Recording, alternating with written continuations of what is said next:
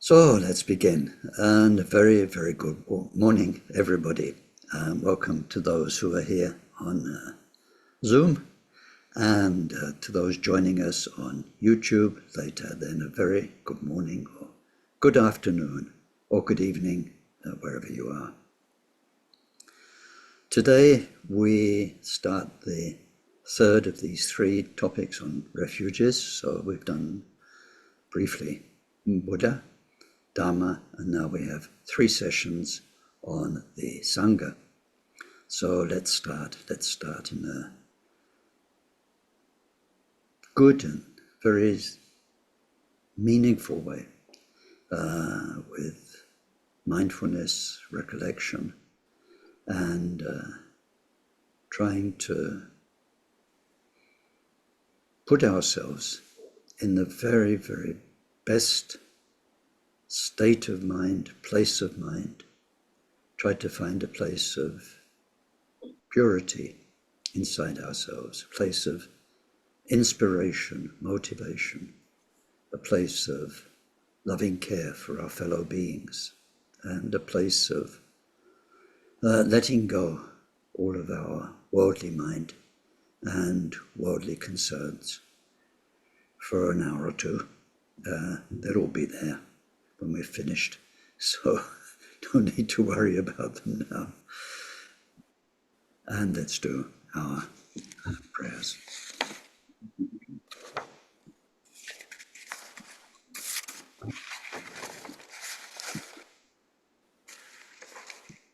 We take refuge in the Buddha,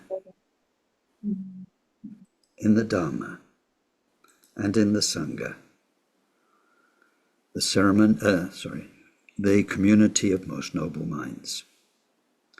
From this moment on, until we reach the very heart of enlightenment, through our practice of generosity and all six transcendent virtues, may we reach total awakening and every enlightened quality, to be able to truly help sentient beings so lost in samsara. May each and every being be well, live long, be healthy, be well provided for, have good friends, find respect, live in places of peace and plenty, and most of all, may they practice Dharma. May they create the causes for those good circumstances to be their wealth in future lives. May they be free from suffering and from creating causes of future suffering. May they discover the natural, sacred well-being totally beyond suffering and attain the great equanimity that's free of closeness or distance from anyone. Deyata shame shamavati shammita shadru kurimam kurimara jite karota keore tejo vati oloyane beshuda nimale malapanaye kukure kaka grase grasana umuki paramuki amuki shamme dawane savagraha bandanane Negri hitva savabara pravadina vimukta marapasha savitva bhutamudra anudgatita savamare putsarita parishuddhipiga shantu sava marakamani.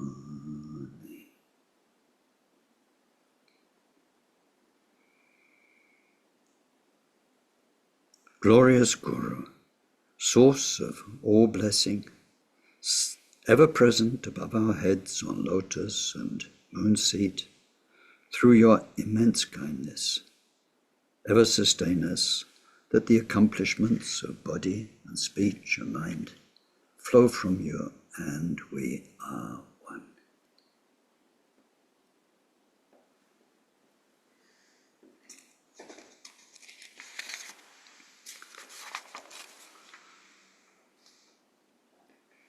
So today's topic is the third of our common refuges, they're called. They are common to all Buddhist traditions. All Buddhists take refuge in the Buddha and the Dharma and the Sangha. So very briefly, we've understood Buddha as the historical person, Buddha as three kayas, Buddha as the Buddha nature, the Buddha potential inside each and every one of us and inside every sentient being. And then we understood the Buddha's main role or task, as far as we're concerned, is to be a teacher, not a savior, but a teacher. So the teachings become very important. And we saw that at the end of his life, the Buddha said, after my time, there won't be a successor. There will be, as a human being, another teacher teaching more things. I've taught all, and so the teachings are my successor. And so we looked over 3 sessions briefly at the teachings. What the Buddha is really teaching us about is reality. So the meaning of Dharma was the reality of things as they are, as they interact, and especially about karma, cause and effect. That reality, beyond the words and the analysis and the teachings about it, Dharma itself is actually happening all the time. Reality, living reality. And so Buddha helped people discover that. And in that sense, teachings, like here, right now, today, a teaching is much more an invitation to discovery than I say this, learn this, believe it, full stop. The whole point is that Buddha helps people wake themselves up, and that can only be done by investigation, contemplation, thinking, exploring. Buddha gives us the keys, the topics, gives us the method, how to explore and work with things, but only we can do it. That's very important. So Dharma as the actual reality, which is called real Dharma, and then Dharma as concepts which talk about that reality. So it's language through which the truths that the Buddha imparted, the 4 truths, the 2 truths, the one great truth, can be shared. Language of Dharma. And we looked at that briefly. Sutra, Tantra within Sutra, then the 3 baskets and so on. 4 levels of Tantra. So today we move on to the Sangha. And as we did with Buddha and Dharma, first it's very helpful if we explore the term itself, Sangha. And I find it very nice because it takes the exoticism out of it. Like if you say Buddha, in English at least, not if you are Indian, but if you are European Buddhist, American Buddhist, and you don't know the language, then Buddha sounds quite exotic, foreign. It means the one who woke up. If we say Mr. Woke Up, it doesn't quite sound as exotic as, I take refuge in Mr. Woke Up or in the Venerable Woke Up. As I take refuge in Buddha. Buddha is like, whoa, Buddha, you don't know what it is. It sounds great. Nice kind of ring to it, Buddha, especially when it's chanted. And the same with Dharma. It means things, basically. Things as they are. I take refuge in things. It doesn't sound the same as Dharma. So with Sangha, one thing is that it's interesting just to stop for a minute or half a minute now and think, when I say Sangha, what image do you get in your mind? Just what does it provoke? Probably images of monks and nuns. But anyway, it's interesting for you to see what image, what feeling Sangha as a word, as a term, because I'm sure you're all familiar with it to a certain degree, what it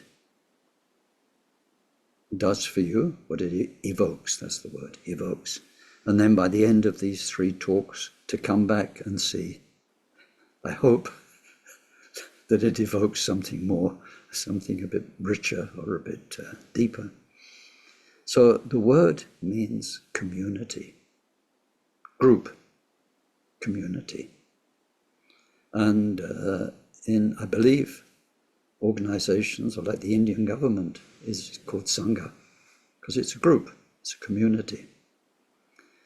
So although that's the root meaning of the word, it's the idea of people coming together, a gathering, a community. It's taken on special meaning, and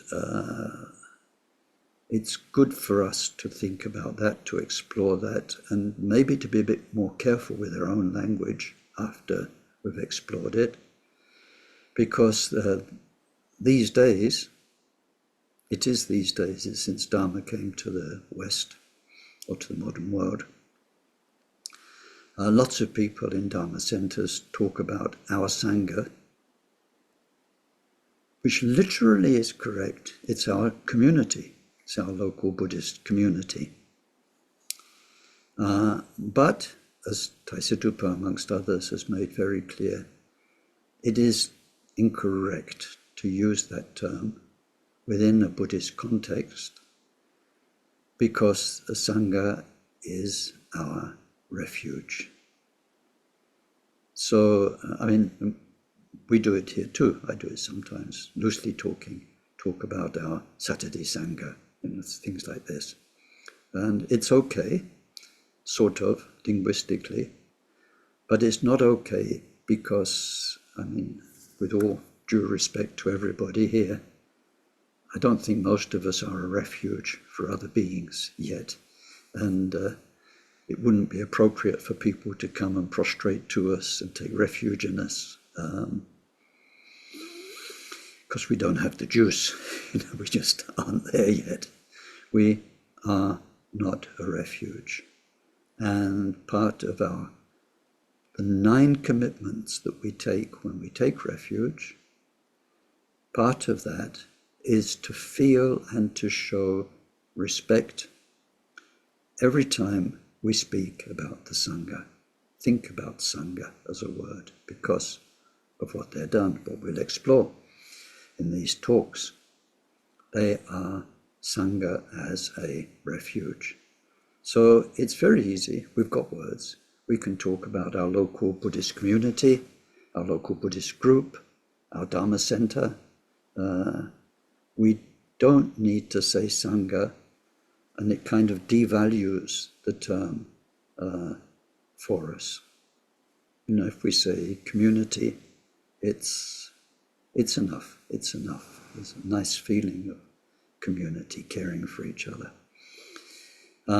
So the word itself means the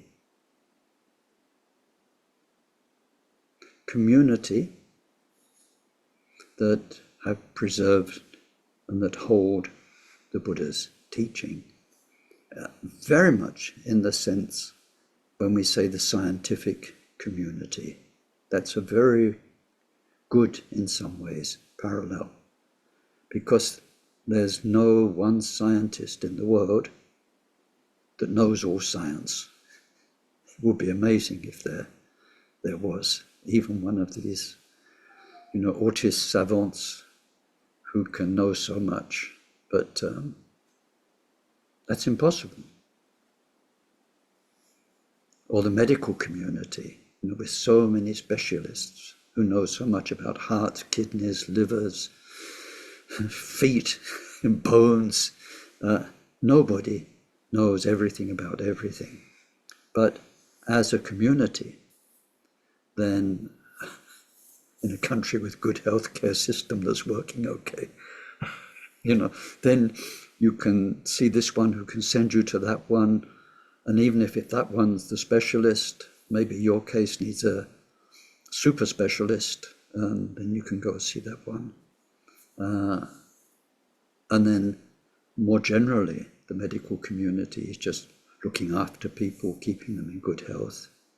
And between all of them, the doctors, the nurses, the carers, the people who sterilize the equipment, everybody between them is making it happen. So that idea of community, where basically the community as a whole is keeping something alive, is a very healthy way to understand the Sangha. It really is a gathering and a group. And in the normal sense, when the common refuges, then we are taking refuge in the group, which avoids the danger of individuals, because no one's perfect. None of us are perfect. So when too much rests on one Sangha person, that's very difficult. So when we recognize and accept each other's imperfections at this end of the scale, but then we see that within the Sangha, some have done a lot of work and they are purer, and some have done even more work and they're very pure, and some are bodhisattvas and arhats and are exceptionally, incredibly pure. Then we have the right feel of the Sangha. So there is to explore the term itself, Sangha. Its meaning, this gathering or group, community, and that is worthy of our refuge. Now, if we look,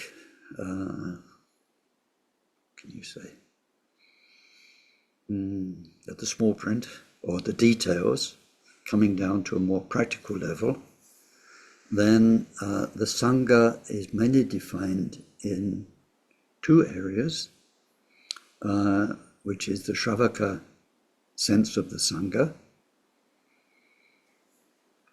and the Mahayana sense of the Sangha. So the general sense, the common sense, the common meaning of the word Sangha is a gathering.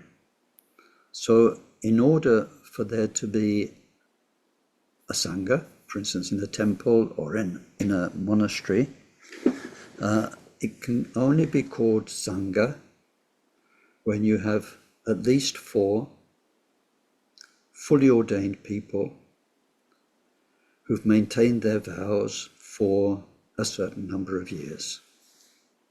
I think there are various versions of that, 10 years or 20 years. So when giving precepts or giving refuge or giving precepts, vows, then the Sangha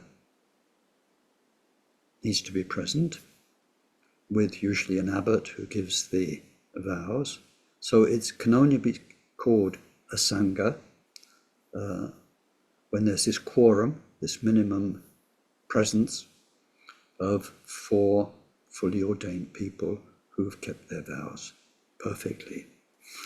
Now this is interesting, because we saw, what did we see in the Dharma teachings? See, the Sangha are those who hold the Buddha's teachings. So if we go back to our Dharma sessions, the last 3 talks, then we saw the Dharma came down to three key areas: right conduct, meditation, and wisdom. We looked at right conduct very much in terms of the way we conduct ourselves with other sentient beings. Meditation, the way we handle our mind, our emotions, our thoughts, for our own peace, our own stability, our own development, maturity. And then wisdom, which is the thing that really gets us out of suffering and takes us towards Buddhahood. So those three areas. So the Sangha hold the teachings as those three. They hold them, they have them, they keep them alive, they transmit them. But if we look at those three areas in the order we just did them, then some are, if we can say it that way, easier than others. Right conduct, which concerns activities of body and speech. The grosser activities, they're grosser, they're slower, speech, and they're controllable. Physical activities, verbal activities. So keeping those in order with right conduct is the very basis of the Sangha. Having meditation achievement means reaching a certain level of stability and ability. Stability and ability. An ability to just sit and be peaceful like that. Your mind is at peace. And then the stability of mind in many senses.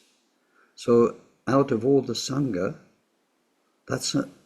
it's not a common accomplishment. It's hard to achieve that stability and someone who's a really good, accomplished meditator. Not all Sangha members are. That's harder. Then wisdom is the hardest. Wisdom doesn't mean knowledge, words. I mean, you can see these days, sometimes I find it a bit awkward, but you can see quite young Sangha people who've studied and who are teaching already, and they can tell you the lists and the ideas. I hope they have the experience and the inner understanding that goes with that to be able to teach, rather than just the knowledge. So wisdom isn't knowledge. Wisdom means you're wise.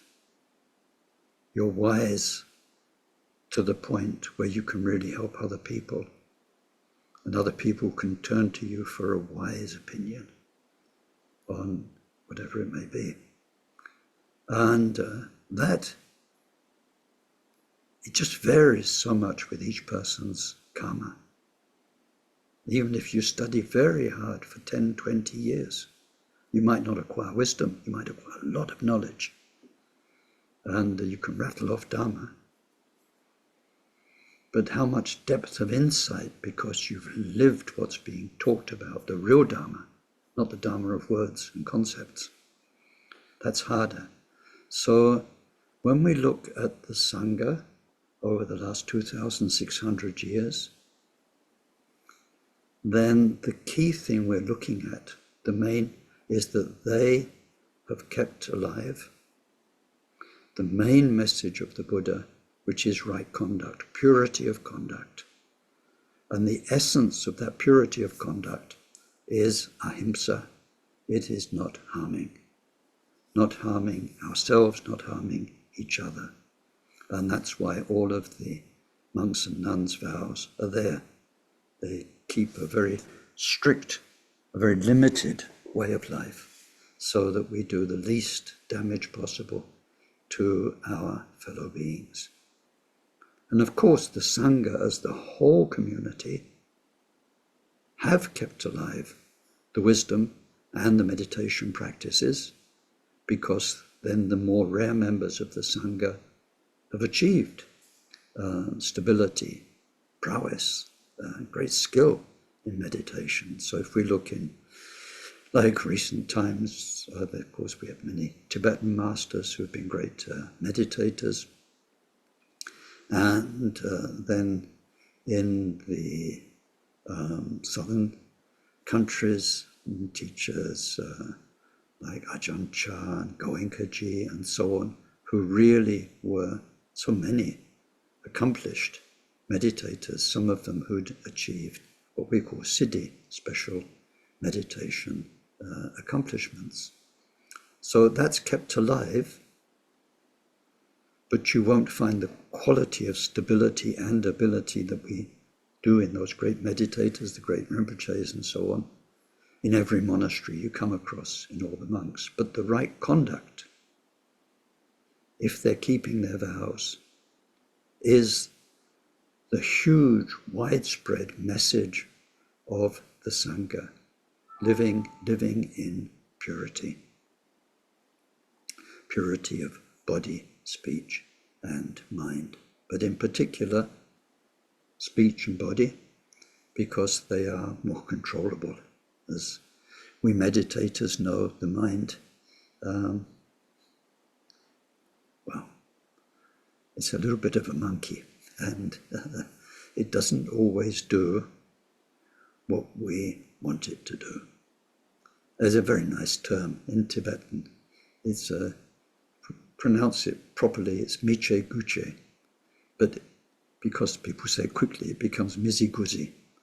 Miziguzi, which sounds very, very nice, means it does 9 times what it doesn't ought to do once. So our minds are very often like that. They do 9 times what it didn't even, you don't want it to do. Sometimes telling your own mind, shut up, stop thinking that, don't go there. It's going to get worse. Once you start thinking about that, it's going to snowball into something else. Excuse me. And so, but in general, the Sangha are trying to live a life of purity, of a body, speech, and mind. So that's our, overall concept of the Sangha. And when we think of the Sangha, we should think of, with great gratitude, 2,500 years keeping something very pure alive. Whew, it's an accomplishment. And I've seen in my lifetime, a bit longer than my lifetime, but I've seen spiritual systems that had a great founder. Then when the founder died, there were 2 or 3 main disciples who carried it on, who didn't have the same ability. And then the next generation comes, and by the 3rd generation, it doesn't resemble at all the inspiring presence of the founder and what they were able to share and do for other people. Methods are there, the words are there, and people these days, you show videos of the person, you read what they wrote, but you don't have someone you can just go to who can do the same for you. So our first feeling when we think of the Sangha is just how wonderful. How wonderful that over all these centuries, that community, for all of its faults and all the other things that have gone wrong with Buddhism as a religion, nevertheless, within the community, that basic message, that basic feeling is still there. And then amongst the experts, there is still the meditation methods and techniques, and then the profound insight or realization that we call wisdom is also amongst the finest, still alive. So when we think of the Sangha, when we do a refuge prayer, just I take refuge in Buddha, of course we think of Buddha, a Dharma, then we think of Dharma teachings, however you do, but when we think of Sangha, it should be a feeling of gratitude. So then the Sangha are there as a community to nourish us. But then the Buddha left the Dharma as his heir. So the Sangha has to pass on the Buddha's teaching, the Dharma, to us. And just a moment, sip of coffee. The Sangha has to pass on the Buddha's teaching, the Dharma, to us. So although they're there living that life as the Sangha, their main job as a community is to teach. So there within the Sangha, what is of most interest, I suppose, use to us, are the teachers. And we won't look at it today. I'm not sure in this course. We'll see how it develops. But we should understand what are the qualities that make for an authentic Dharma teacher. And so we have very clear guidelines for that in Gampopa's teaching, and we get from different scriptural sources either an appropriate teacher, not a good teacher, an appropriate teacher, an authentic teacher should have either 8 qualities, that's from one source, another source, 4 key qualities, and another source, 2 main qualities. So maybe we'll look at that. But a teacher basically needs to be on top of what they're teaching, and they need to live it. That's the simplest way of putting all those instructions. And it was quite curious and very interesting, very illuminating in a way, working with Akron Rinpoche developing Samye Ling, because he was truly an extraordinary being. Because when we look now over Europe, America, over the world at large, and the spread of Tibetan Buddhism and Tibetan Dharmas, nearly all of them have, how can we put it nicely?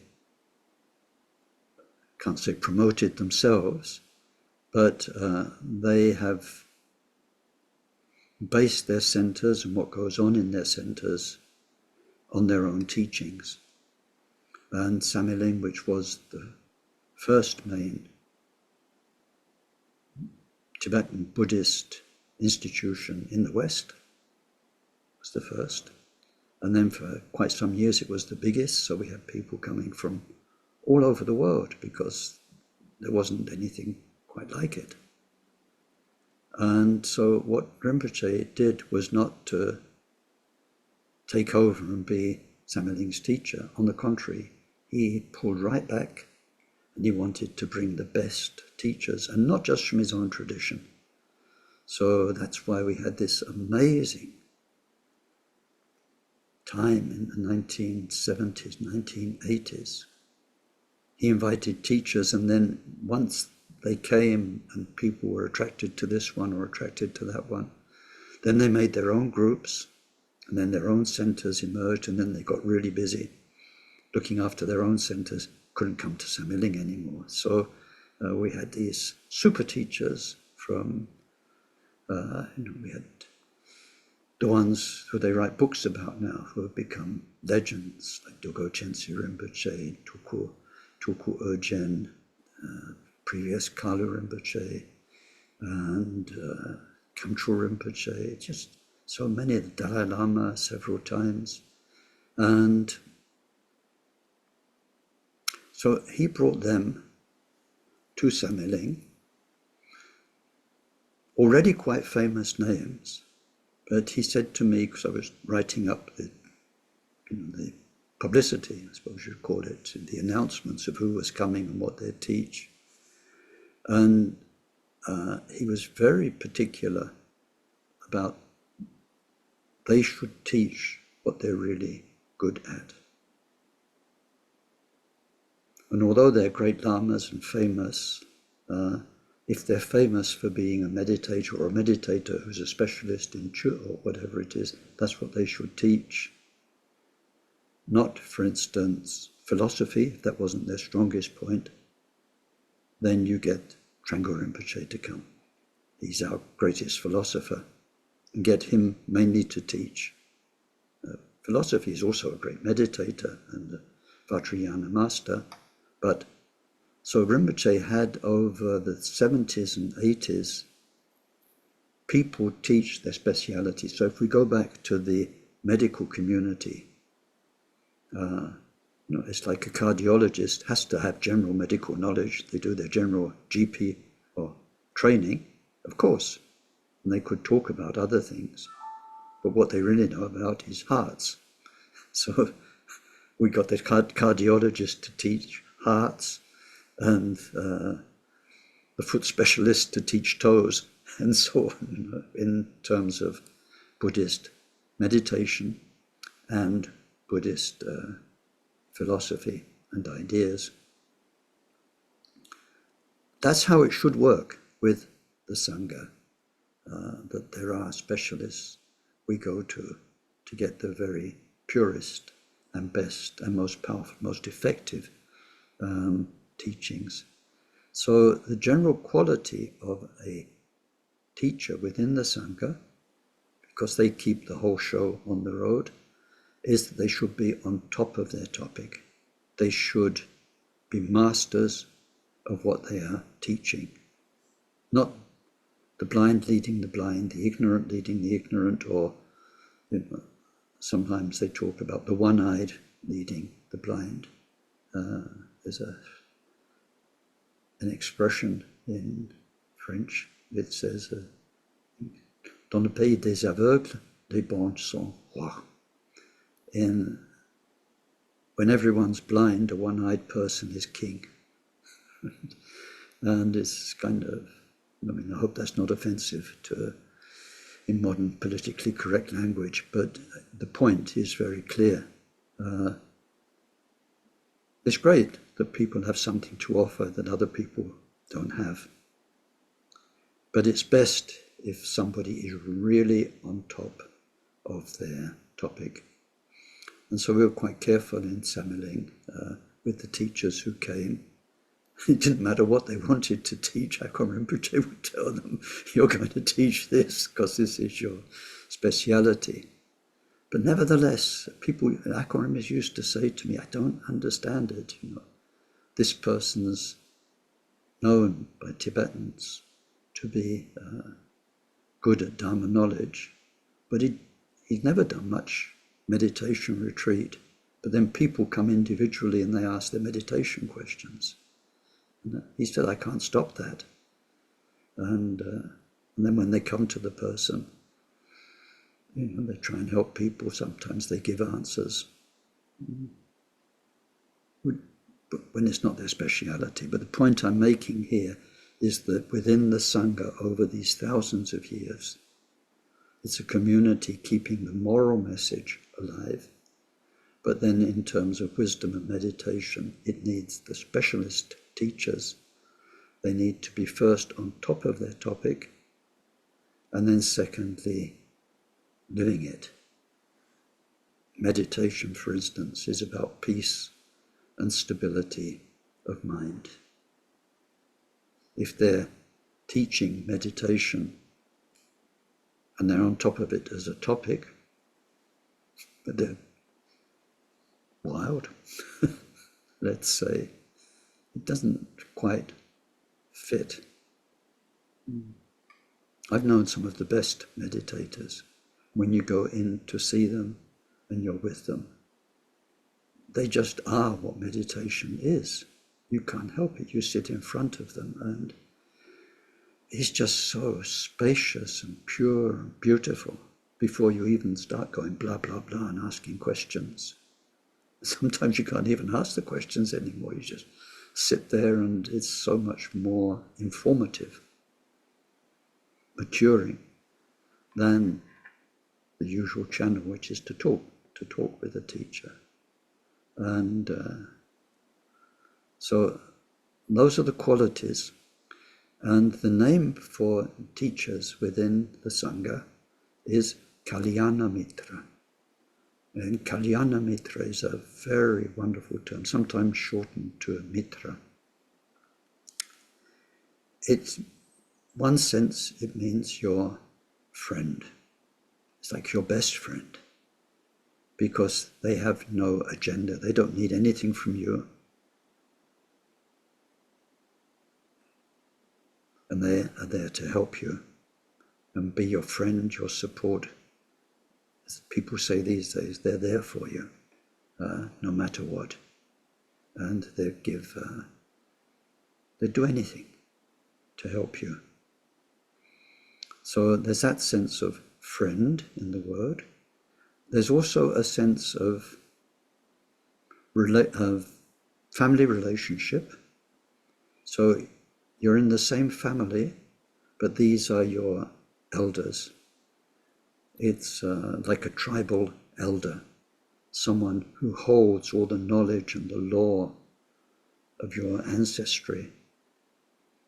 And you're a young tribesman, tribeswoman, and these are the elders who hold the knowledge. There's a kind of family feeling, elder feeling, friend feeling. And that's why it's translated in English by some people as spiritual friend. But as quite a few modern masters point out, we shouldn't get that wrong. It doesn't mean buddy in that sense, and we shouldn't take them for granted. And we shouldn't expect human friendship. They are your spiritual friend, not a spiritual person who's your buddy. They're your friend in spirituality, which might sometimes mean being quite frank and tough with you, or whatever. They are helpful. But the term itself, Kalyana Mitra, very, very beautiful term. So when we think of the Sangha, we think of respect, with respect, for the whole community and what they've preserved, and then with very special respect for the meditation teachers, the wisdom holders in the traditions, and how wonderful that in our world there are these lights of the world who have made their minds and hearts pure and who hold the deepest knowledge of Dharma, the universal truths of Dharma, still now in these days, despite everything that's not so good. So then one thing I kind of have to do, talking about the Sangha, and it's very helpful, is to talk about the early Sangha at the time of Buddha. And more generally, what we do in our own Buddhist path is to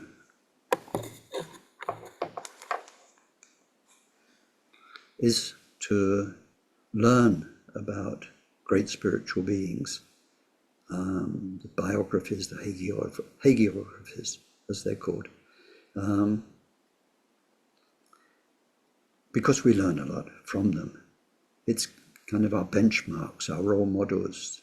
We see what went on with them, what they went through. We see a variety of personalities too. They're not all stamped out of the same mold. Very different types of people and what their Dharma path involved, and we learn from it. So in the third of these sessions, we'll be looking at the Vajrayana Sangha, the lineage holders, and what we can learn from them and how their special role is within the Sangha. But today we'll go back to Buddha's time, and I'll be reading a lot of what you've got in your support document, so it's a bit boring as a teaching because I'm reading what you can read. But I think we do need to do that. So now I need to find that text.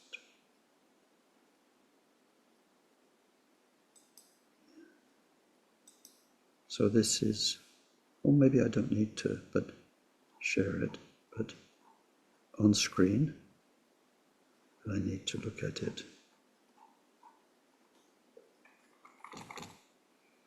So anyway, this is the support document that most of you have when you registered. And if you're watching this on YouTube, it's free. You don't need to pay. You don't need to commit to anything.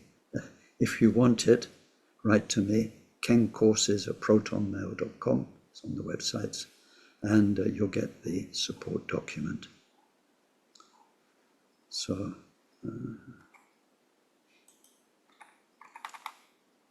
the early Sangha, Buddha's time. So if you're following it, this is where we are. I'll stop the text so that I can speak with you. There we go.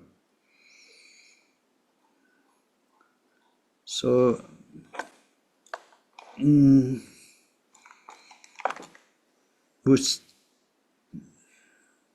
start with Ananda.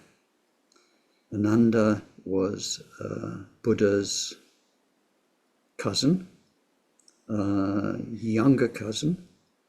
In Buddha's own story, I don't know, I can't remember quite how much we went into detail in that, but Buddha's own mother died when he was 7 days old.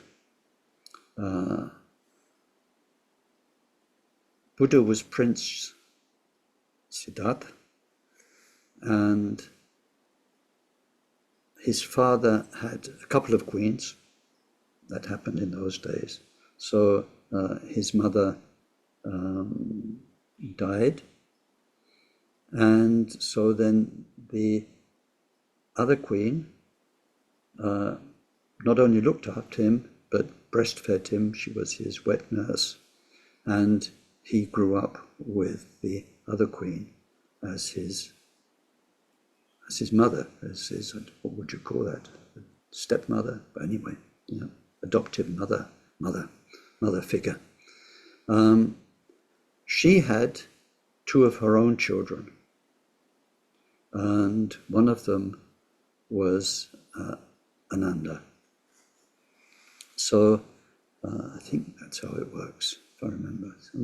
It's quite complicated, all the family setups in those days and the Sangha members, but I think that's the relation. So it was, Ananda was Buddha's cousin, and at one point he left the worldly life. He became a monk. And then Buddha had had a few attendants. What can you say? They were okay. They were okay. They did a good job. But it does say in some of the texts that it wasn't quite as good a job as it could have been, let's say. So he had a few personal attendants. Attending a Buddha is not an easy job. I mean, that's they're high-powered figures. The 16th Karmapa was, I think, the closest any of us have ever got to being with Buddha in these generations. And even so many of the great Rinpoches say that. He was so exceptional. I mean, one thing is he only slept 2 hours a night. So his team needed to be several shifts of people, 2 or 3 shifts. He would sometimes go to bed. Sometimes he'd just sit in an armchair quietly for a couple of hours. And otherwise, and then his life was full, very intense. Intense life means engaging with lots of people, situations. And as I saw when I was with him. He was his secretary. On that level, we went to see heads of state, heads of church, important people. So just organizing all of that, dealing with it, is huge. Not to mention all the religious side, teaching, giving empowerments and so on, preparing everything for each ceremony so that it's up to the level of perfection it needs to be for, in that case, for the 16th Karmapa. His team took such care with everything because he was so good. Everything had to be so good. So anyway, Buddha Shakyamuni had a series of attendants, and then when Ananda became his attendant, that worked incredibly well. And Ananda attended the Buddha for, I think, something like 25 years. It was a long time until the Buddha's passing. And Ananda's story is fascinating. In the support document, I put one online link, Theravada link, about the life of Ananda. Online, there are the 17th Karmapa's teachings about Ananda. I've not got a link for that, but somewhere in the last years, I think a year or two ago, Karmapa spent quite a time on Ananda's life. And in particular about what happened to Dharma in that first council we looked at in the previous course, and Ananda's role in that. So anyway, if we go back to the text, it says, in the Buddha's own accounts of his former lives, then Ananda was often his brother. So there's often this brother-cousin relationship. And in the old text, sometimes it's not easy to tell the difference between brothers and cousins, but anyway. So he was the person who, out of all the disciples, spent the most time with Buddha. And also, he had total recall, total memory. So that's why he played such a vital role in after the Buddha had left. So one Theravada scholar, Mayana Punikatera, said, Ananda had this ability, total recall, to a phenomenal degree. He could immediately remember everything, even if he only heard it once. He could repeat discourses of the Buddha flawlessly up to 60,000 words without leaving out a single syllable. He was able to recite 15,000 four-line stanzas of the Buddha's teaching. So then I won't read through all of this. But not only did he serve the Buddha, he was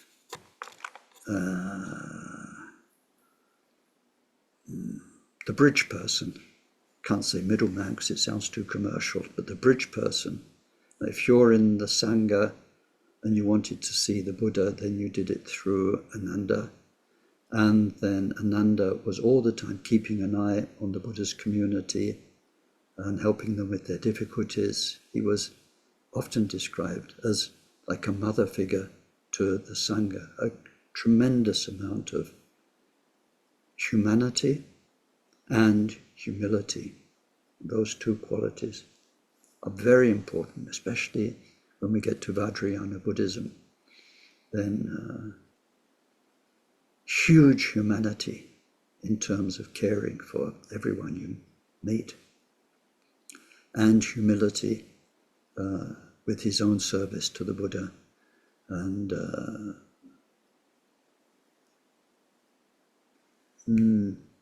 not having much ego, or no ego, so just there to serve and to help. When we look in Vajrayana practice, these two things are so important. Even when we do the most exotic, advanced practices, it comes down in the end to serving the Buddhas and helping sentient beings. So Ananda really embodied those. He was a very good Dharma teacher, reproducing the Buddha's own teachings. And it said whenever he taught, people felt so good, very joyous. They always wanted more.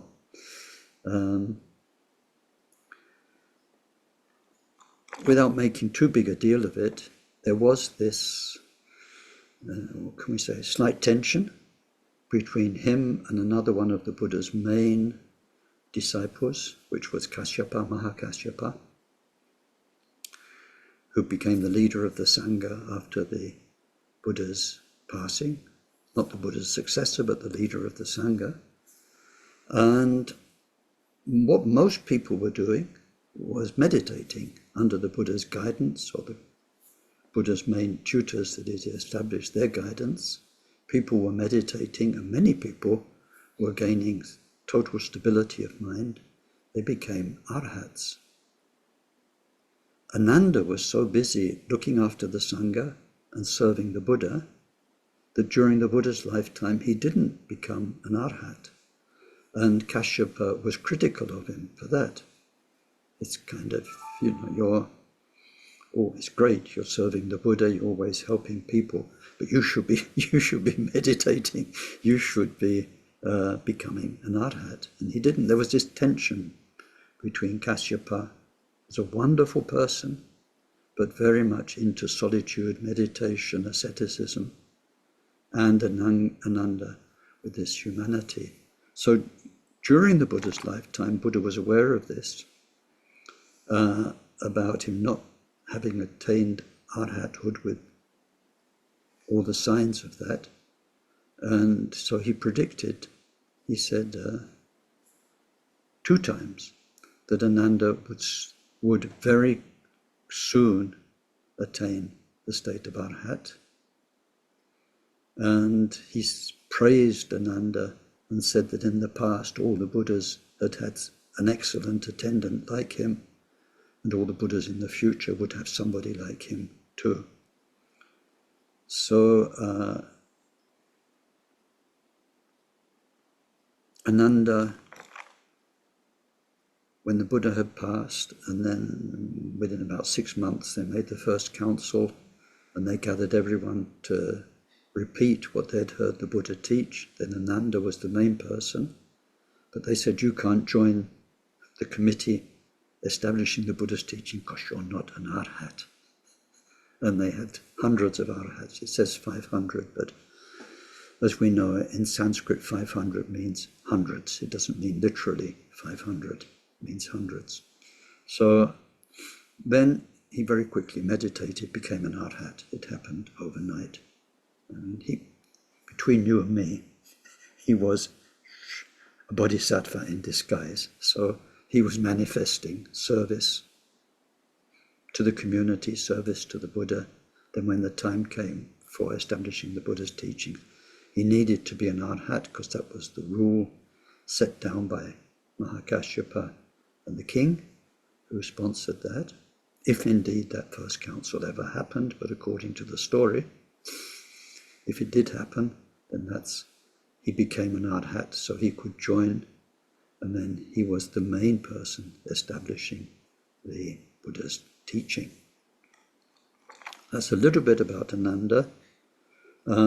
In the Mahayana, he's sometimes the person that we see looking back to the Buddha's time as being the one who entrusted the Prajna Paramita teachings to the Nagas. So before we move on from Ananda to the next people, then let's look at something else. Let's expand our minds a bit from the common history of Dharma and the Sangha and these key figures to the bigger picture of when the Buddha taught. So when the Buddha taught, he taught humans, but he also taught animals. He also taught beings that are invisible for us, nagas, dragons, devas, and deities, spirits of various sorts. And so in all of his teachings, because he wasn't limited in his perception like we are, he was teaching everyone according to their needs and according to their own world of perception that they're in. Nagas, dragons, they're in a very different world from us, just like we experience here. I'm sure we all know dogs or cats. They're in a different world from us. They're in the same world, they live in the same house, but in their minds and in their interests and what they do and what counts for them, they're in their own world, a doggy world, a cat world, bird world. Like here, I'm teaching our squirrels not to fight. Squirrels fight a lot over food, but I've got a pair that now, when they're fighting, as soon as they see me, they know if they stop fighting, they can come and get one walnut each. So it's amazing. They fight like crazy. They race round the trees at lightning speed, trying to bite each other. Then I open the door and they stop and greed overcomes violence and they come for walnuts. I can't tell them in human words, it's not good to fight, but I can give them a little feeling of it's more advantageous to stop fighting sometimes. So, Buddha is teaching all beings in all of their worlds. And so the Nagas were receiving teachings from Shakyamuni, Buddha, during his 45 years of teachings. Some humans were receiving the Prajnaparamita teachings. They got that transmission, but the Nagas really, I can say, got it for lots of reasons we won't go into here, and they became the guardians of those teachings. So 600 years later, Nagarjuna and others retrieved those teachings or inherited those teachings from the Nagas. So Ananda is credited, because of his clairvoyance and so on, as being the person who entrusted the Buddha's Prajnaparamita teachings, which he recalled perfectly, to the Nagas to keep for the time in history when they will be ready for us. Buddha was teaching, Buddha retained the three kayas, so his Sambhoga kaya was teaching then and is still teaching now, but mainly teaching the bodhisattvas who were there that many people couldn't see, beings of light that the ordinary human beings couldn't see. Buddha was teaching them at the same time, the great bodhisattvas, as well as all these other beings. So in some Mahayana sutras, like some I sent out to you, you see at the beginning, get this huge list of so many thousand nagas and dragons and these spirits and so on, bodhisattvas and humans of different levels. So anyway, Ananda is the one who was the bridge for the Prajnaparamita teachings.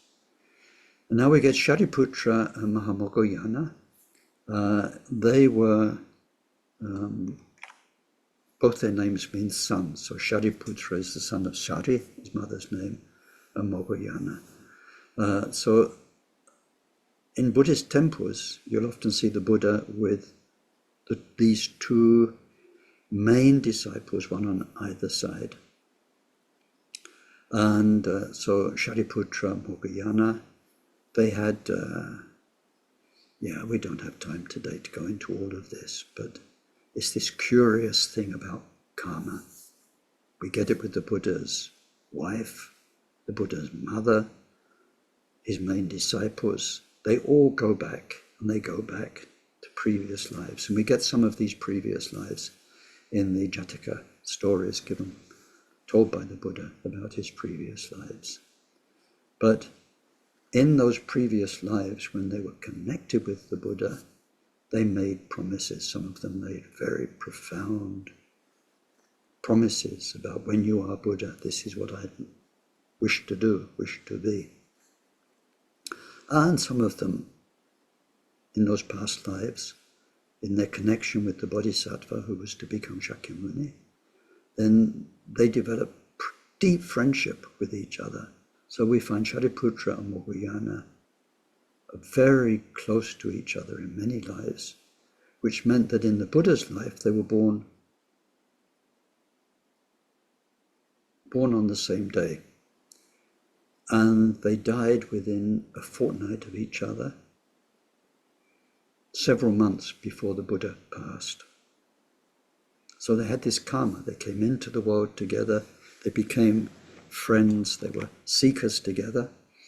So it says in the Jataka tales, we find them 31 times born in a close relationship with each other. So our Dharma friendships can be marvelous. See you next time round, and we'll still be buddies. It's very nice. So they were Brahmins, they were born Brahmins, they became very gifted Brahmin scholars. They had their own following, and they were great friends. They surpassed their own Brahmin teachers, and they went off together to seek what they felt must exist, which is a state beyond death, meaning beyond life and death, beyond rebirth.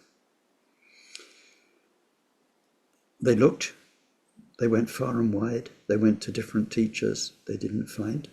So they came back to their land of birth, Rajgir, and then they decided they'd try on their own, each, to find the path to deathlessness. And then whoever got there first would come and fish out the other one.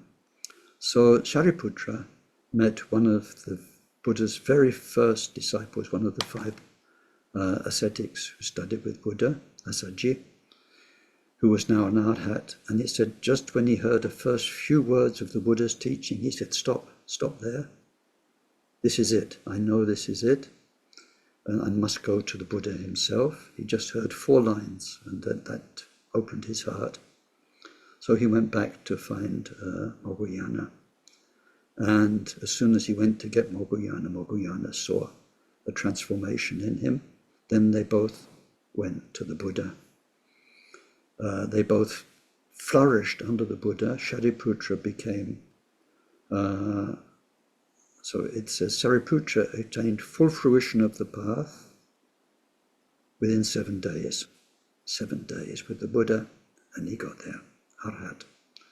And Mahamoggallana became an arhat within 2 weeks. So 1 week, 2 weeks. They became the 2 elders of the community as arhats. Of the 2, Shariputra became the wisest, very skilled in wisdom and the expression of wisdom, how to express the deep truths.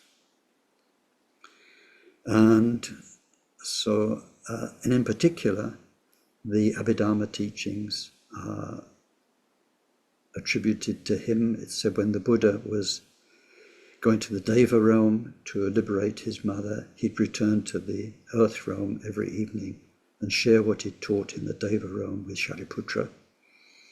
And that later became the Abhidharma. And he also said about Shariputra that his mind was so pure and so clean. Buddha said, it's impossible for Shariputra to get upset. He has no more anger or aversion. His mind is like the earth, so firm, so clear and still, like a pool of water. Moggallana developed through meditation, the greatest psychic abilities, let's say. So, and there's a story, it's a long story, but basically, which one was that? You got the story. I must move on, there's no time. You've got the story about one of them getting thumped on the head and the other one seeing the naughty spirit that had hit the person on the head when they were meditating. Anyway, that's in your text.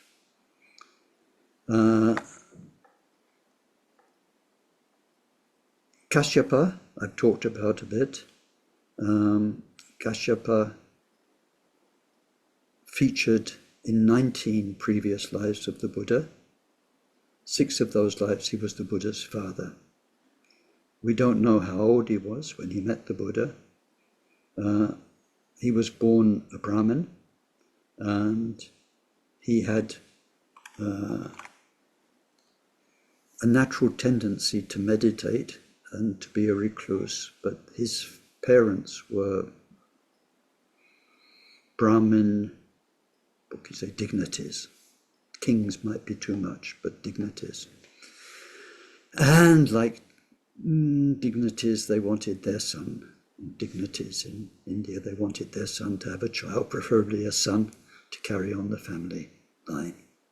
He wasn't interested in women. He wasn't interested in men. He wasn't interested in worldliness. He wanted to meditate. He was very drawn to asceticism, but his parents insisted.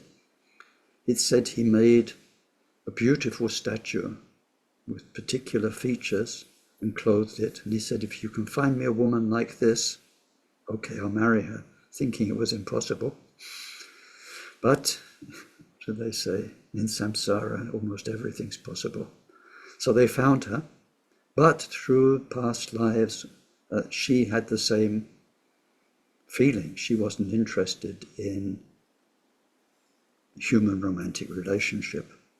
So it said they got married to please their parents, and they led an ascetic life together. And then they set off to find, at one point, they shaved their heads, they put on ascetic robes, and they went looking for truth. And eventually they met with the Buddha. That was very early on in the Buddha's teaching. He didn't have female members of the Sangha at that point. So Kashyapa became a monk, and very quickly became an arhat, and spent a lot of his time in meditation. Some years later, when the Buddha did accept females into the Sangha, then his wife became one of the leading figures of the female Sangha. You've got more details in the text. Her name was Bhadra Kapilani. There's one called Katyayana. Katyayana, he had incredible teaching ability. He knew the Buddha's teachings back to front. But, there are two things. There's repeating the Buddha's teachings as facts, and then there's the ability to bring them to life to people through stories. So Shariputra was the best at that. And Katyayana was good, but Katyayana also had a lot of psychic power, especially about past rebirths. And there's a very famous story you probably heard, but it says one day he was out begging for food, and he saw a woman breastfeeding a baby, and at the same time she was eating some fish. Next to her was a very skinny dog, anxiously looking at the fish, waiting for it to be finished, thinking it could eat the bones. So seeing this, Katyayana burst out laughing, and the lady was surprised and said, why are you laughing? And he said, well, that skinny dog was your mother, your late mother. That fish you are eating was your late father. And the baby you are holding was in a previous life your worst enemy. So there's this current life where she's got the love for the enemy, holding the baby in her arms and all coochie and love. And that was her worst enemy before. And a dog, there's a skinny dog treated like a dog seeking scraps. And that was her father and so on, mother. So he just saw that, and he had such clear-mindedness, clairvoyance. He famous for that, but also a wonderful teacher of the Sangha, which is the main thing. And clairvoyance is a side goodie, but being able to teach and guide the Sangha day after day, year after year, is the main quality.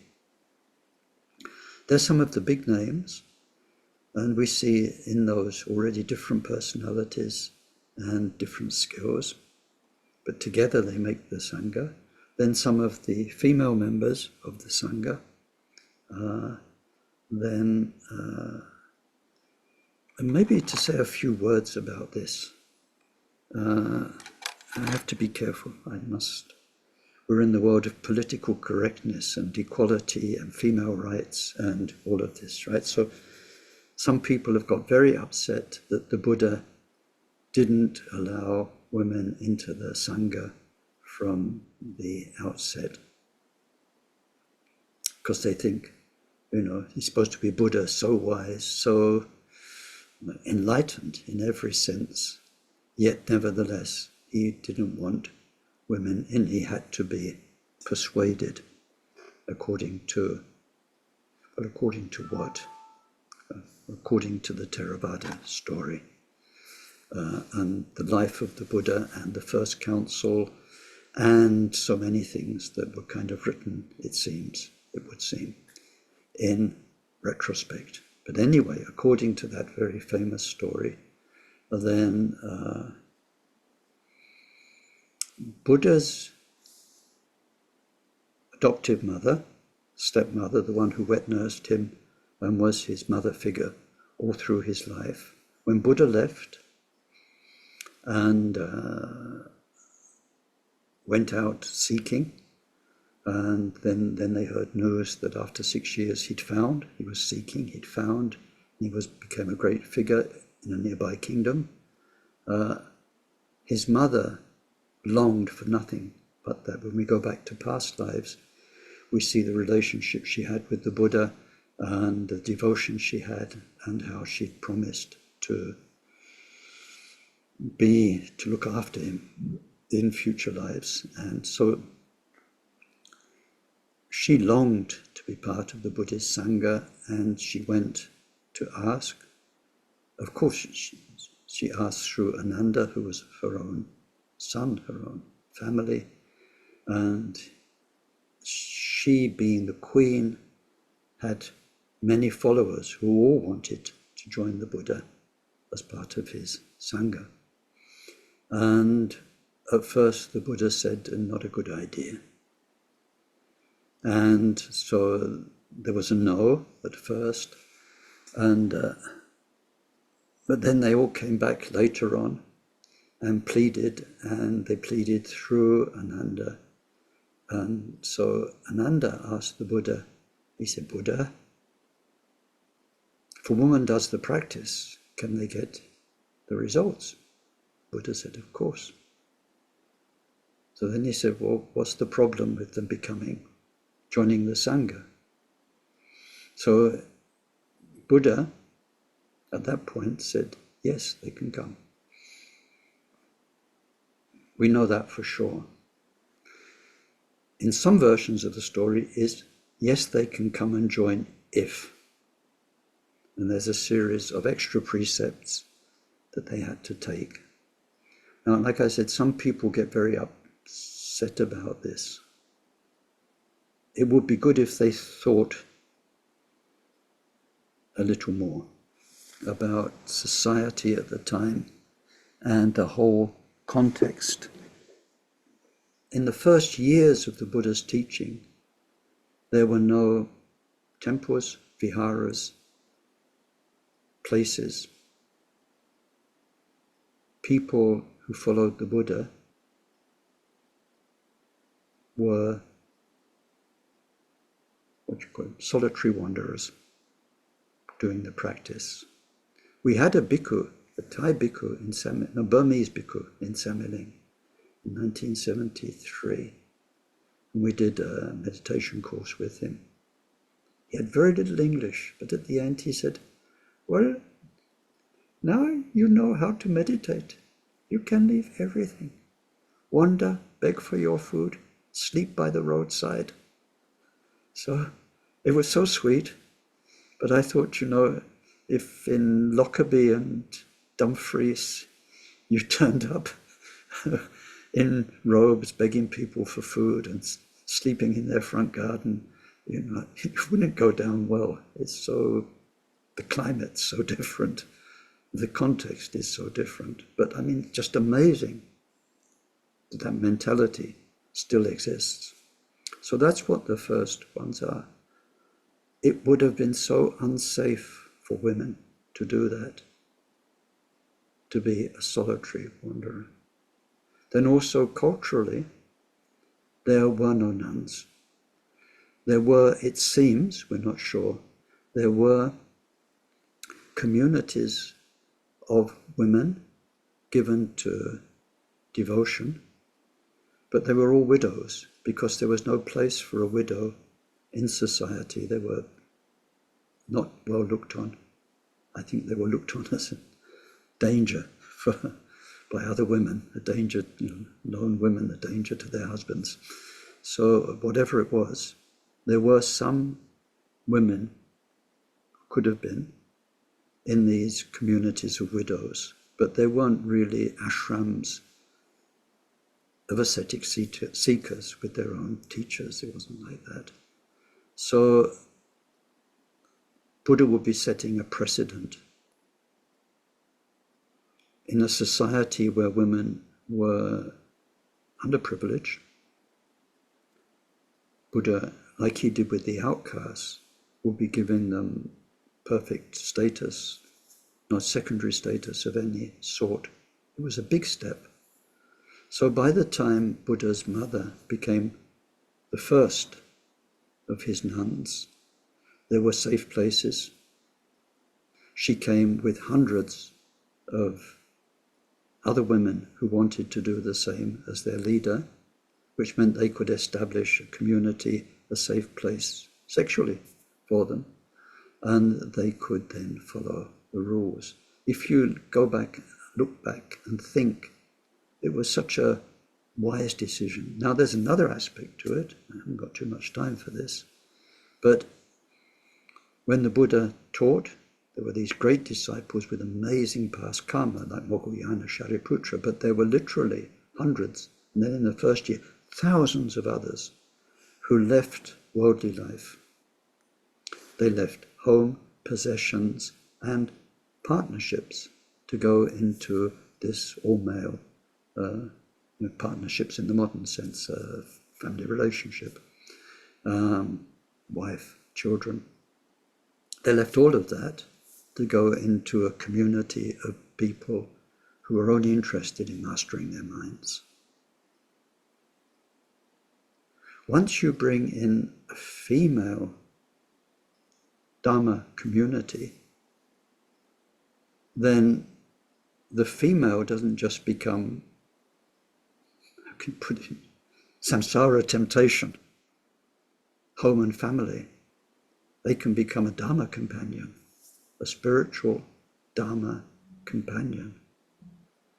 This opens the door to, if it was in the very first years when Buddha's establishing his teaching, it could have made the whole situation so much more complicated. If you think about it, you think about how it would really have been. They would have to have lived segregated, but then men struggling to overcome their hormones and the attraction would find a whole new dimension of attraction with a spiritual companion. So there's I think, a lot of wisdom in the Buddha waiting some years before allowing female Sangha members. That's only my opinion. We have no idea. We can't go back and ask the Buddha what he was up to. And then the Theravada description of that and about women in Buddhism is very much in the line of thought of Mahakasyapa, asceticism, solitude. And it's not surprising that it was Ananda, the one who was very connected with all the community, very people-aware, life-aware, who pleaded for the women to come in. But then we had, so Her name was Mahaprajapati Gautami, Buddha's mum. And so I told you a bit about her. So she came back with all her companions. When they first asked, they looked like other women. Before they came back the second time, they had their hair cut off by barbers, and they put on yellow robes like the Buddha. They took off their sandals and footwear.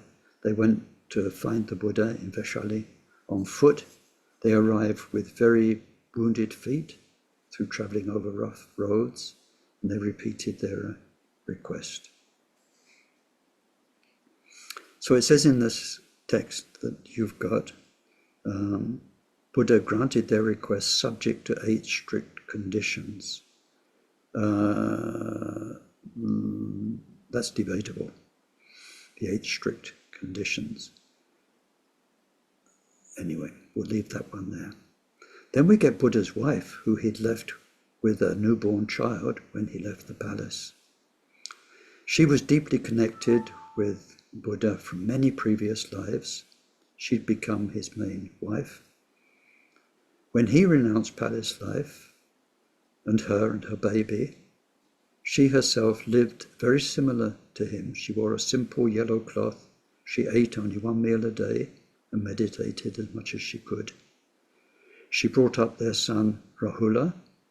When women were accepted, she joined the nuns, and Rahula joined the monks, and he became an arhat. Another famous nun at Buddha's time was Aryakema. She was a queen. Now, she's, how can you say? We saw Shariputra Moggallana, Shariputra Arhat in a week, Moggallana in 2 weeks. Then Aryakema just saw the Buddha and got it. It's like on-the-spot liberation. And it said she was a queen of a small kingdom. And it said, so immediately she just exchanged her clothes for robes on the spot. That was it, done and dusted. I mean, that's amazing, of course, due to past karma.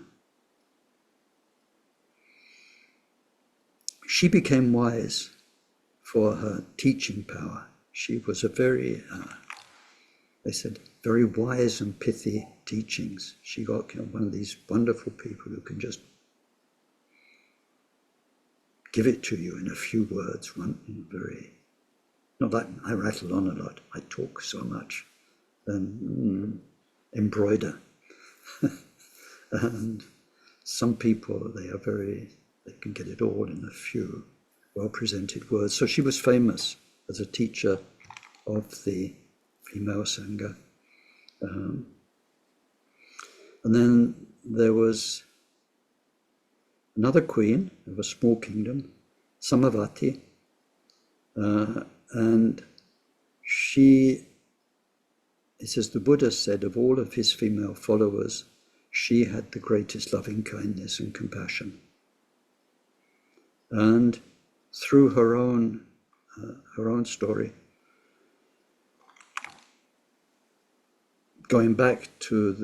she was a queen, so going back to her husband, the king, and the people of the court and the kingdom, she brought a lot of people to become Buddha's followers.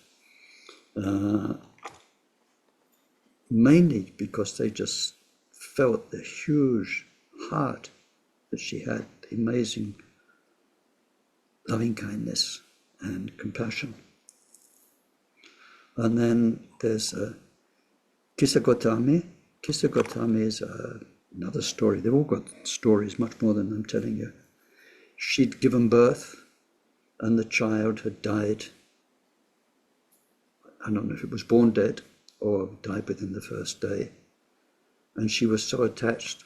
She was clinging to the child and going from person to person, house to house, and also sadhu to sadhu, dharma teacher to dharma teacher. trying to find a way to bring her child back to life. And it became not nice, because she had a rotting body in her arms that she was clinging to, and not rotting, not to the point of rotting, but one day dead, 2 day dead, 3 day dead, 4 day dead. And people said, if anyone can help you, it's the Buddha. So the Buddha told her to go from door to door, and rather than ask for how her child could be revived, see if there was one family, one household where there hadn't been death or suffering. So she went from house to house and heard people's stories and realized that suffering is universal. And then she went back to the Buddha and buried the child, and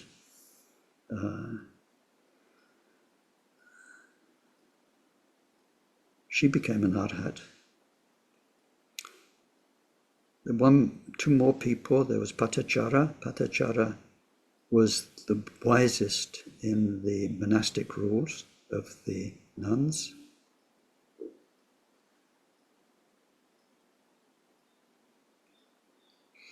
And then Bhadra Kapilani, she was the one I mentioned earlier on. She had been Mahakashyapa's wife. Neither of them wanted a romantic relationship. So when eventually the Buddha was accepting nuns, she joined the Sangha, and she very quickly became an arhat. So there today, we should stop there. It's been a long session. And we've looked at the Sangha in general, as a community, and that of teachers in the Sangha, and then some of these Sangha, early Sangha, in the Buddha's time. We'll carry on not next week, in 2 weeks' time. Next week we have our regular Tonglen, and then 2 weeks' time we carry on with the Sangha. So let's do our dedication. May whatever virtue was created by this session contribute to the state of omniscience being attained, through the main enemy, our mind's defilements, being completely defeated. Through that, may each and every sentient being become freed from the ocean of existence, troubled by the waves of rebirth, aging, sickness, and death. May this precious bodhicitta arise in those in whom it's not arisen. May its development know no setbacks, and may it increase ever more and more.